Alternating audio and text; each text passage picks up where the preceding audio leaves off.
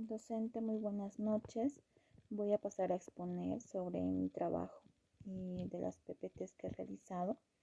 El caso que yo he elegido es el caso de las esterilizaciones forzadas en Perú. Este caso nos habla de las políticas estatales implementadas durante el gobierno de Alberto Fujimori en los años de 1966 hasta el año 2000, bajo el programa Nacional de Salud Reproductiva y Planificación Familiar. En este periodo fue donde más de 25.000 mujeres, en su mayoría indígenas, campesinas y quechua hablantes y en situación de pobreza, fueron sometidas a procedimientos de ligaduras de trompas y muchas veces sin el consentimiento de estas. Y se utilizaron prácticas coercitivas como amenazas, engaños y manipulaciones, ¿no? Donde las esterilizaron con un personal de salud que no era también el adecuado y básicamente que estaban presionados por el Estado para que ellos puedan lograr cumplir su meta, ¿no? Ya que el Estado les había dado un número a lo cual ellos tenían que llegar en el tema de esterilización. Entonces, esta política fue parte de una lógica de control demográfico por su maternidad.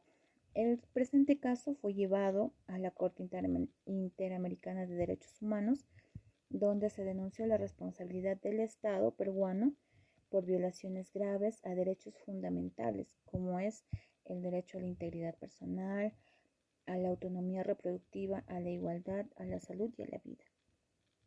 Este caso representa un ejemplo contundente de cómo la política pública, influida por prejuicios sociales y culturales, puede institucionalizar la violencia de género y la discriminación étnica. Si nos enfocamos desde la sociología, podemos entender cómo es que la pobreza, el género y la discriminación étnica facilitaron las violaciones. Y si nos enfocamos en base a la antropología, nos muestra cómo la ley y la política pueden incorporar prejuicios culturales y por qué las medidas legales tardaron en reconocer y remediar el daño. Ahora pasando a la explicación que tiene que ver el caso con la sociedad, la cultura y el derecho, empiezo por el tema de la sociedad. El presente caso tiene una interacción con la sociedad en base a que las víctimas de estas ligaduras eran principalmente mujeres indígenas, mujeres que no tenían el acceso a la educación, mujeres campesinas que vivían en la sierra. Entonces, con un nivel educativo muy bajo y el acceso a los recursos le era muy limitado. Entonces, esta población tenía mayor desconocimiento sobre sus derechos. Esta población, pues, llegaron ellos y como venían del Estado, ellos creyeron, confiaron en ellos. Entonces, es por ello que algunos aceptaron sin reclamar sus derechos, ¿no?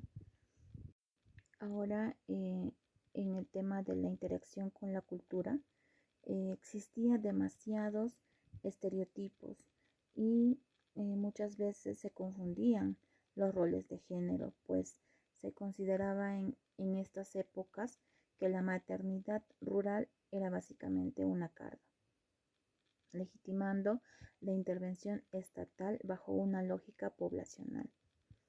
En contextos rurales subsistía una aceptación cultural de las recomendaciones médicas, exacerbada por la militarización del programa. En el aspecto cultural, pues se pretendía confundir a las personas que tenían que vivir bajo ciertas creencias, costumbres, ¿no? En las cuales ellas pretendían su relación con el derecho, pues claramente aquí vemos que se ha violado muchos derechos de las mujeres, ¿no?